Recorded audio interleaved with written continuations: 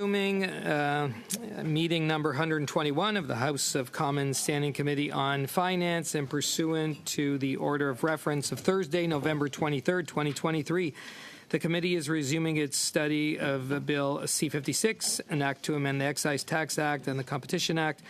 I'd like to provide members of the committee with a few comments on how the committee will proceed with the clause-by-clause consideration of Bill C-56. As the name indicates, this is an examination of all the clauses in order in which they appear in the bill. I will call each clause successively, and each clause is subject to debate and a vote. If there are amendments to the clause in question, I will recognize the member proposing it who may explain it. I'd like to remind committee members that pursuant to the order adopted by the House on Thursday, November 23rd, all amendments had to be submitted to the clerk of the committee by noon yesterday. As a result, the chair will only allow amendments submitted before that deadline to be moved and debated. In other words, only amendments contained in the distribution package of amendments will be considered. When no further members wish to intervene, the amendment will be voted on. Amendments will be considered in the order in which they appear in the package each member received from the clerk. In addition to having to be properly drafted in a legal sense, amendments must also be procedurally admissible. The chair may be called upon to rule amendments inadmissible if they go against the principle of the bill or beyond the scope of the bill, both of which were adopted by the House when it agreed that the government business motion 30 and the bill at second reading, or if they offend the financial prerogative of the Crown. Amendments have been given a number in brackets in the top right corner to indicate which party submitted them. There is no need for seconder to move an amendment. Once moved, you will need unanimous consent to withdraw it. During debate, an amendment, members are permitted to move sub-amendments. Sub-amendments must be provided in writing. Those sub-amendments do not require the approval of the mover of the amendment. Only one sub-amendment may be considered at a time, and that sub-amendment cannot be amended. When a sub-amendment is moved to an amendment, it is voted on first. Then another sub-amendment may be moved, or the committee may consider the main amendment and vote on it. Finally, pursuant to the order adopted by the House, if the committee has not completed the clause-by-clause consideration of the bill by 11:59 p.m., all remaining amendments submitted to the committee shall be deemed moved. The chair shall put the question forthwith and successfully without further debate on all remaining clauses and amendments submitted to the committee, as well as each and every question necessary to dispose of the clause-by-clause consideration of the bill, and the committee shall not adjourn the meeting until it has disposed of the bill. Okay. So I thank members for their attention and wish everyone a productive clause-by-clause consideration of Bill C-56. Now, today's meeting is taking place in a hybrid format pursuant to the Standing Orders 15.1. Members are attending in person in the room and remotely using the Zoom application. I'd like to make a few comments for the benefit of the witnesses and members. Please wait until I recognize you by name before speaking. For those participating by video conference, click on the microphone icon to activate your mic, and please mute yourself when you are not speaking. Interpretation for those on Zoom, you have the choice at the bottom of your screen of either Floor, English, or French. For those in the room, you can use the earpiece and select the desired channel. Although this room is equipped with a powerful audio system, feedback events can occur. These can be extremely harmful to interpreters and cause serious injuries. The most common cause of sound feedback is an earpiece worn too close to the microphone. We therefore ask all participants to exercise a high degree of caution when handling the earpieces, especially when your microphone or your neighbor's microphone is turned on. In order to prevent incidents and safeguard the hearing health of the interpreters, I invite participants to ensure that they speak into the microphone into which their headset is plugged in, and to avoid manipulating the earbuds by placing them on the table away from the microphone when they are not in use. A reminder that all comments should be addressed through the chair. For members in the room, if you wish to speak, please raise your hand. For members on Zoom, please use the raised hand function. The clerk and I will manage the speaking order as best we can, and we appreciate your patience and understanding in this regard. In accordance with the committee's routine motion concerning connection tests for witnesses, I'm informed, yes, clerk, yep, that the committee, that all witnesses have completed the required connection tests in advance of the meeting. Members, just before we welcome our witnesses, you should have received the budgets that we need approved. If I could just see a thumbs up. Yep. Okay. Great. Okay, so those are approved. Thank you, and to the clerk. Okay, so study Bill C-56, an act to amend the Excise Tax Act and the Competition Act. And with us today, our witnesses we have from the Department of Finance. We have Robert Yves, who is an expert advisor, real property and financial institutions. The Department of Industry, Mark Sean is with us, Senior Assistant Deputy Minister, Strategy and Innovation Policy Sector. Also from the Department of Industry, we have Samir Shabra, who has joined us. He's the Director General, Marketplace Framework Policy Branch, and Martin Simard, who is the Senior Director, Strategy Innovation Policy Sector. Is that all of them? Or do we? Yep. Okay. That is all our officials that are with us today. I did see, MP, Samari. Oui, merci, Monsieur le Président. Thank you, Mr. Chair. I don't know if this is the right time to do this. Otherwise, I can do this when I speak to the First Amendment. But I have a few comments on our study of Bill C-56. Later on, I'm going to withdraw 2 of my amendments, not because I'm happy to do so, since the amendments reflected specific needs of groups that are affected by C-56, but the way they are drafted could lead to unforeseen consequences. There's a serious problem. We had to send the amendments while we were listening to the testimony of the witnesses. And why is that? Because the way the time was managed did not leave committee members enough time to do our work properly. So it's not just because the government has an agreement that anything can go that our work as legislators in committee shouldn't be done properly. I've rarely seen this kind of misapprehension of parliamentarians' work.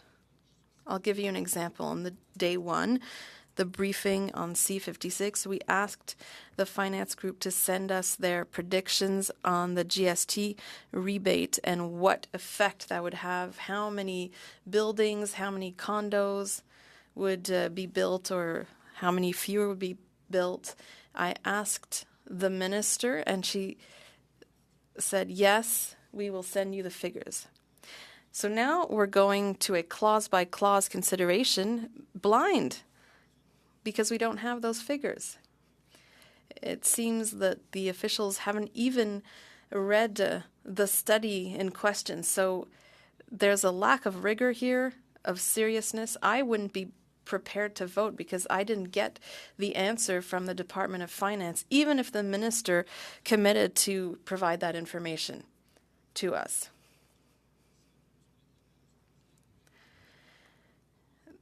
It seems that the Department of Finance doesn't have very much respect for elected officials. This has been going on for 2 years now. We don't have officials in person despite our repeated request to answer our questions, whereas journalists have access to officials in person. Journalists have access to paper copies, whereas we only get USB keys. It's as if they respect the media more than they respect us. It's unacceptable. Another thing. This week, 5 minutes before the briefing, we got the motion, the Ways and Means motion. We received 129 pages of jargon We had 5 minutes to read it and try to understand it and then ask questions of the officials. That is highly disrespectful. I have an assistant who works as a researcher in my party, and he's told me that he's never seen this kind of thing in 25 years. The sound quality of the official appearing was so bad that we couldn't understand half of what they were saying. I was able to ask 2 questions, but we didn't really have the means to ask the proper questions here. So there's about 2 weeks left before the House rises. Does the government seriously expect to go through this mammoth bill? And does it really expect us to do our jobs properly? This is unacceptable. In the amendments that I tabled, I understand that there might be an issue in terms of the wording with the rest of the bill. It was done quickly, but what I say is too bad, government. If the amendments pass, then you can present another bill to fix that, because you don't respect the work that we're doing here. It's unacceptable. And I hope that the next Budget Implementation Act is done properly so that we can actually do our jobs. In the other bill, C-60, if this is supposed to be passed before Christmas, it means that we won't even have time to study it. The bill hasn't been updated for 37 years, and we won't even be able to do a good job. So there's a lack of seriousness here, a lack of regard, and when you block parliamentarians from doing their jobs, I'm against that. The government is the taskmaster here and sets the schedule. There should be enough time for us to really hear from officials and really dig deeper so that we can actually do our jobs well. It wasn't possible with C-56. That's why I will be withdrawing 2 of my amendments, because I know that they lead to a logic problem within the whole of the bill, but I disagree with having a single day of study before moving on to the vote. Now, during the pandemic, we were in a strange reality. Maybe it would have passed. But nowadays, we can't do our jobs properly. Things must change. Please, I beg you. Thank you. The MP Samari. Okay, on MP Samari's point of order, yes? Just briefly. Just in brief, I think that was extremely well said and eloquently, I might say, as well. And I realize we are where we are with respect to 56, but Conservatives would agree almost entirely with your comments, Mr. St. Marie. And I would, I guess, as we go forward into the fall economic statement, I know Mr. Blakey particularly to be an advocate for good process, and I'm hoping that he will use his voice and his power to make sure that we have a good process with respect to the fall economic statement. Thank you, MP Lawrence. I do have P.S. Bendayan. Would you like to? Yep. Oui, merci, Monsieur le Président, et j'aimerais remercier Monsieur. Thank you, Mr. Chair, and I'd like to thank Mr. Sainte-Marie for his comments. I would just like to specify that we've had over 20 hours of debate in the House on C-56, plus an additional 6 hours on Motion 30. We've debated this bill at length in the House. I understand the timeline was tight, but we are 10 days away from the House rising, and I think everyone agrees that this bill should pass before the holidays. Thank you. Yes, Bendayan. And now, members, so as per the annotated agenda, pursuant to Standing Order 75, Bracket 1, consideration of Clause 1, bracket short title is postponed. The Chair calls Clause 2. In Clause 2, we have Block 1. So, MP Samari. Oui, merci. Donc, Thank you. So as we said on Monday, lots of developers contacted us to tell us that they felt there was a vagueness when it comes to the GST credit for projects, because what we were told is that sometimes the ground floor is commercial and then they want to build rental units for the other floors. So if construction has started, we can presume that it's for the commercial portion, and then they decide how many floors to build. So whether they have access to the credit or not will affect their financial reality and therefore what they will actually do in terms of a project, 5 floors, 8 floors. That's what we've been told. And so we were asked for some clarity. We didn't get any from the minister. And so what we are suggesting here is that for a project that has already been undertaken, the credit should be accessible to stimulate the creation of units. Thank you. MP Samari, I do have PS Bendaye, and you would like to speak to this? Yeah. Oui, Monsieur le Président, merci beaucoup. Thank you, Mr. Chair. I had the chance to discuss this with my colleague, and with much respect for BQ1, there are a few things I would like to clarify. The intent of the bill and the measures in it to encourage the construction of units is to incite what is available, to create more units, so not only to compensate for what already exists. The amendment in BQ1 would also lead to new expenses, and from the government standpoint, we would like to spend to build additional units and not just compensate developers for existing units. And that's why I will not be voting for the amendment. Speak? No? Okay. So shall block 1 carry? Okay. Recorded vote, Mr. Speaker. Recorded. Mr. Chair. MP Baker? Opposed. Ms. Bendayan? Ms. Jarowitz? Ms. Thompson? Opposed. Mr. Weiler? Contre. Mr. Chambers? Mr. Halan? Support. Mr. Lawrence? Mr. Morans? In favor. Mr. Samari? En faveur.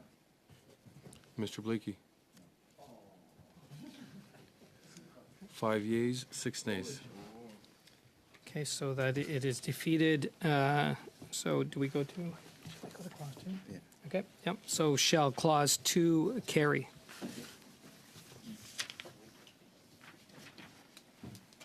Oui. Unanimously. Okay, carried. And now we are on clause 3. Clause 3 as block 2, please. No? Okay, it's withdrawn.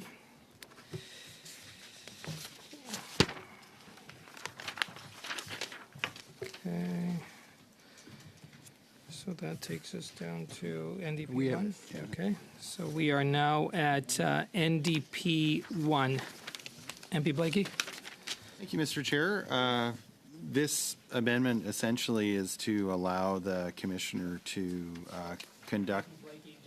You are moving this, yes? I am. Okay, so just let me read something into the record here. So if NDP 1 is adopted, members, CPC 1 cannot be moved because of a line conflict. A House of Commons Procedure and Practice 3rd edition states on page 769, and I quote, amendments must be proposed following the order of the text to be amended. Once a line of a clause has been amended by the committee, it cannot be further amended by subsequent amendment. as a given line may be amended only once, end quote. So just so members are aware of that. So, okay, MP Blakey. Thank you very much, Mr. Chair. And the purpose of this amendment is to allow the commissioner to initiate on their own authority a market or industry inquiry. And there's some allowance for consultation with the minister, but it does not allow the minister to prevent the commissioner from moving ahead. And that is the essence of the amendment, Mr. Chair. Okay. Members, yes. MP Lawrence, please. Thank you very much, Mr. Chair. So I guess we'll make a decision whether we want to go forward with the CPC one or the NDP one. So I will at this point make an argument for why I believe the CPC one. The CPC one would give sole investigation decision abilities to the commissioner, thus taking it out of the political realm. And this is what the commissioner asked for fairly clearly with respect to the testimony. Conservatives fear that if investigations are allowed to be directed by a minister, that it could be politicized and used as a weapon to attack companies that are unfavorable to the government. Not to be antagonistic, but we certainly have seen in the past governments that have utilized their powers to promote one company over another, and so Conservatives are in favor of a completely and 100% depoliticized situation where it is a nonpartisan, independent commissioner who decides who will be investigated. Thank you.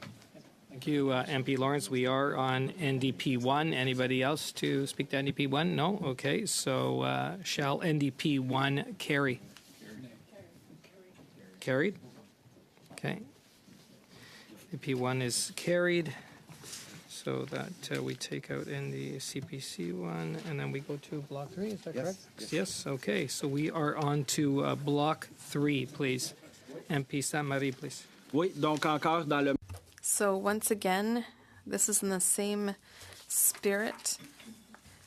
According to the legislative clerk, it can be adopted. It's to give more powers to the Competition Bureau to start its own investigation without having to consult with the minister. And the commissioner can also choose to extend an investigation if they deem it necessary. So it increases their independence. Speak to this. Yeah, MP Blakey. My impression is that NDP 1 provided sufficient authority for the commissioner to be able to initiate his own studies. So I appreciate there are some differences, but my plan is to vote against. Thank you. Okay, thank you, MP Blakey. Anyone else? No? Okay. So we are on Block 3. Shall Block 3 carry? Okay. I hear no's. Okay, we have a recorded vote, clerk.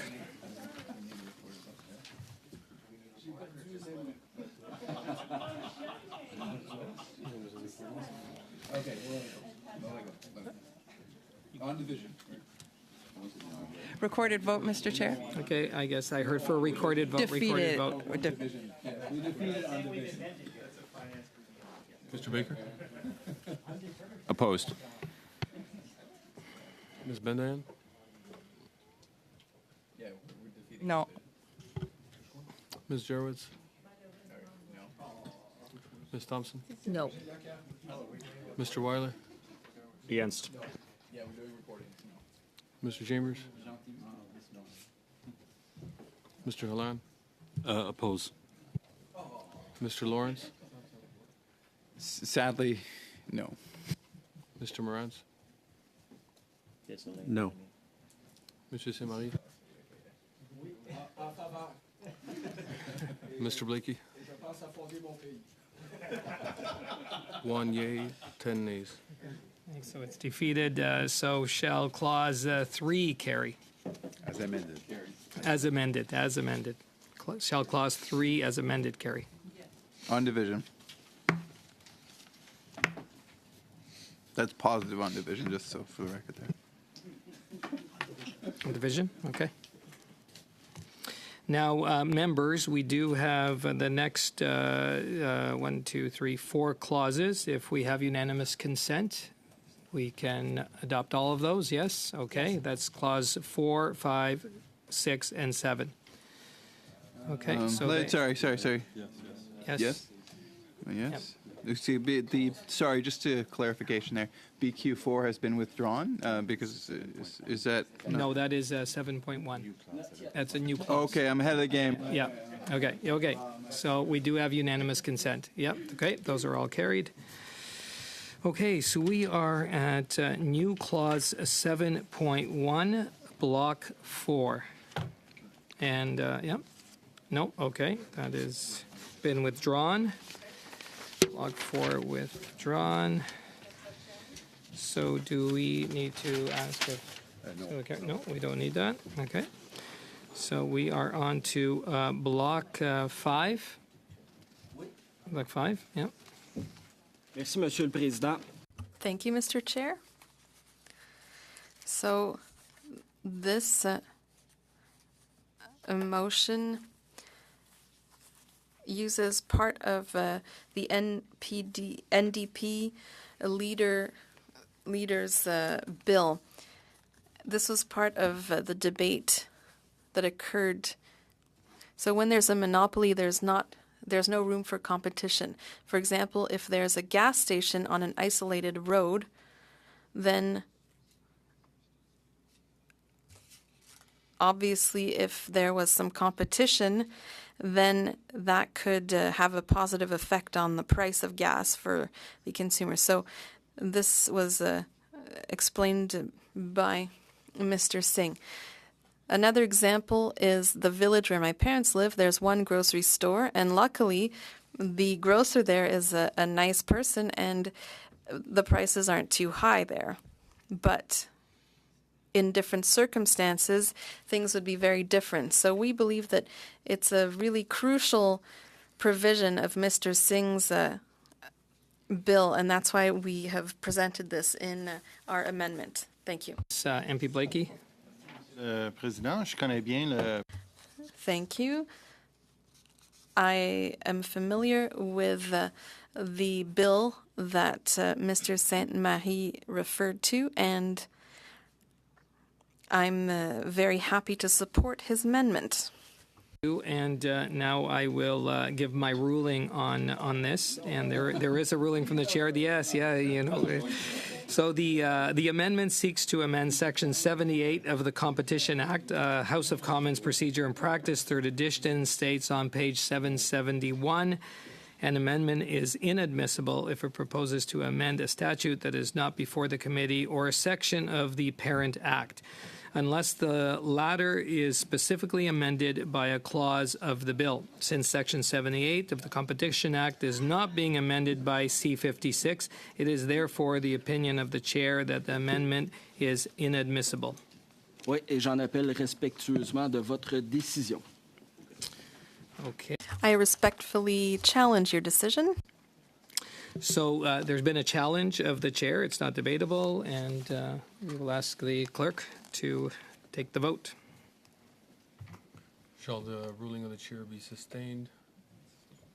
MP Baker? Sustain the chair. Ms. Bandan? Sustain the chair. Ms. Jarowitz? Ms. Thompson? Sustain the chair. Mr. Weiler? Sustain.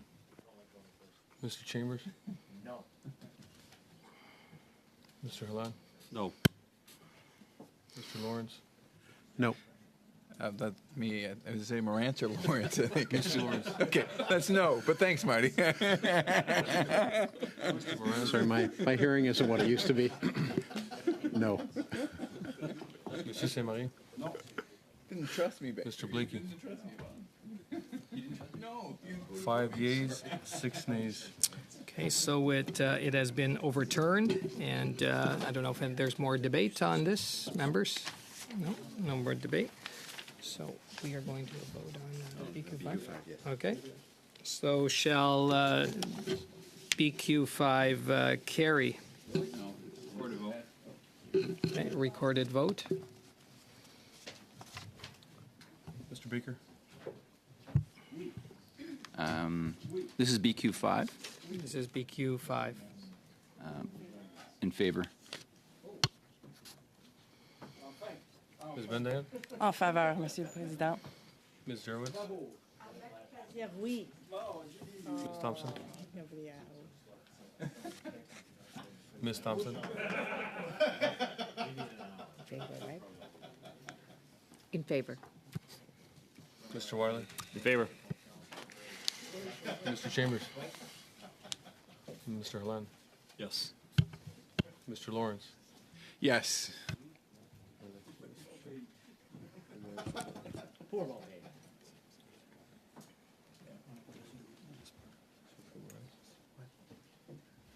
Mr. Morantz?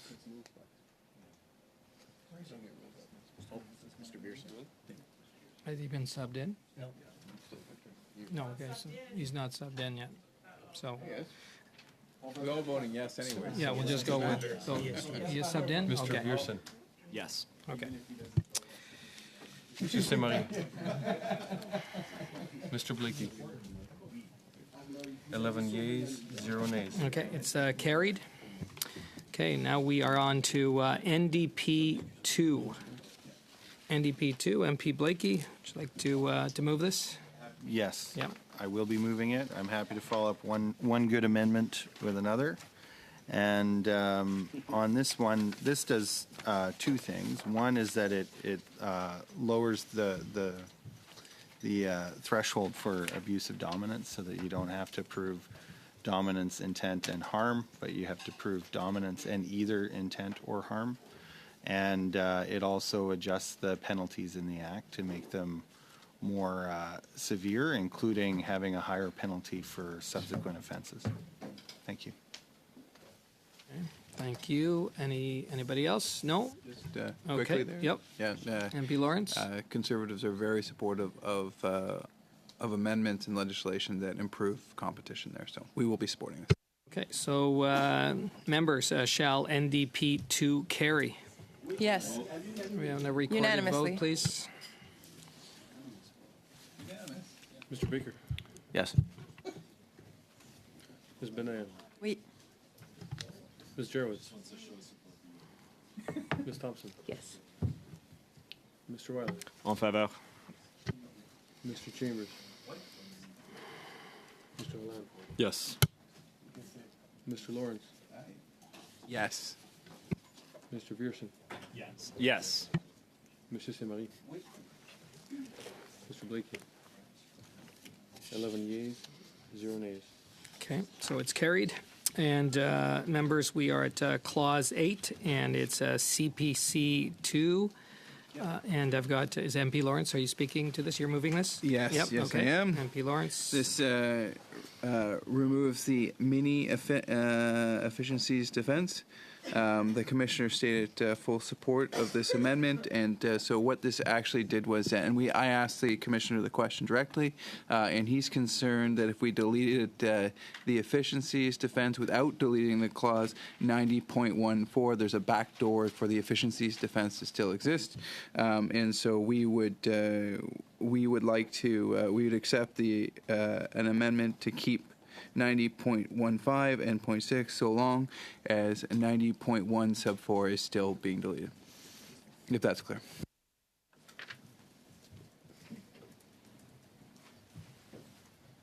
Is that what he spoke to? Okay. Okay, so members, any debate, any discussion on this? Yeah, MP Blakey? Yeah, just to say that I'm happy to have consistency through the Act by eliminating the efficiencies defense in all its forms, and glad to support the amendment. Okay, so members, shall CPC 2 carry? A recorded vote, please. Mr. Beaker? Yes. Madame Bendayan? Yes. Ms. Jerwitz? Yes. Ms. Thompson? Yes. Mr. Weiler? In favor. Mr. Chambers? Mr. Halan? Yes. Mr. Lawrence? Yes. Mr. Pearson? Yes. Monsieur Semarie? Mr. Blakey? 11 yeas, 0 nays. Carried. So, members, now we have before us a number of clauses without amendment. What's that? Oh, 8 first. Okay, yeah. So first we have to do shall clause 8 as amended carry. Okay, carried. And now, members, we have a number of clauses that we can bundle together. So from clause 9 to clause 13, shall clause 9, shall clause 10, shall clause 11, shall clause 12, shall clause 13 carry. Okay, we have a yes. Okay, all carried. Great. That brings us to the shall the short title carry. Could I talk? Yeah, no, I am actually going to comment on this, Mr. Chambers here. So, but I did have numerous questions. Actually, numerous of our colleagues that and actually to Mr. St. Marie's point, I did ask the officials if they could provide me with any evidence that this bill would either restore affordability to housing or restore affordability to groceries. Could the officials tell me whether they've got any information or any data to prove that? Thank you for the question, Mr. Chair. I think there's a long-standing history and evidence base from economic research that demonstrates that enhanced competition across the economy does result in greater consumer choice as well as improved price competition and lower prices for consumers. That's as far as I think we can go on that. Sorry, thank you, Mr. Chair. But do you have any evidence as to the actual reduction, when the reduction will occur, and for how much? Thank you for the question. Given that the Competition Act applies broadly across all markets in Canada, all sectors, it's impossible to estimate what kind of price reduction would happen across the board. The number of sectors, the number of kind of competitive dynamics at play, the number of competitors in a given space or market, all kind of speak to the challenge of determining exactly how prices would vary, not to mention the exogenous variables that would need to be taken into account as well. So in that sense, it's really difficult to pinpoint a single number here. Thank you, and I know that you're doing your job, and I know that you're all working hard at the civil service, but I think that's you did use some nice big words like exogenous and other nice big words, but I think the answer is there no, isn't it, sir? You don't have any evidence showing me a timeline or as to how much it will cost. So again, just to be clear, the Competition Act is a broad framework act of general application. Its implications and change are very, very well founded in terms of economic research that demonstrates that increased competition does drive lower prices over time and does increase consumer choice. To tie a specific figure to it is very, very challenging to do, given the number of variables at play and the number of markets and sectors that would be impacted by it. Once again, I do thank you for your work, and yours is not the political, and so I will respect that and perhaps put my more pointed questions towards the government. But I think it's pretty clear and on the record that there is no evidence that this act will reduce affordability of housing and groceries, and perhaps it's because it just is, just because it cannot be determined, or it is not. But perhaps it could also be, as per Mr. St. As Mr. St. Marie said, maybe that we just haven't given enough time, and if officials were given the appropriate amount of time, or we could enlist private economists who could calculate such things, we would have the ability. So it is Conservatives' intention to oppose this short title that we have absolutely no evidence that it will restore affordability for housing and groceries to the way it was, I might say, 8 years ago. Thank you, MP Lawrence. I do have MP Zerowitz to speak to this on the short title. Yeah. It's always good just to be clear. I'm assuming what we're doing is the short title is Affordable Housing and Groceries Act, and then the title right now is an act to amend the Excise Tax Act and the Competition Act. Am I right on that? Am I right on that? So the short title that we're talking about is Affordable Housing and Groceries Act, and I think that the title is an act to amend the Excise Tax Act and the Competition Act. Am I right? Okay, I just want to make sure. Okay, thank you. Okay, thank you. So, members, again, shall the short title carry? Yes. Okay, carried. No. You can put on division. The positive on division. Okay, on division. Shall the, now we're moving on to shall the title carry? Okay, I heard a yes. Yes, okay, carried. And shall the bill as amended carry? Okay, carried. Still deciding here. Yes. Thanks, Phil. Thanks. No problem, Yep, okay. Peter. I Yep. got you. Shall the chair report the bill as amended to the House? Yes. Okay. Carried. Shall the, do we need this here? Yep, okay. Shall the committee order a reprint of the bill as amended for the use of the House at report stage? I just need a yes.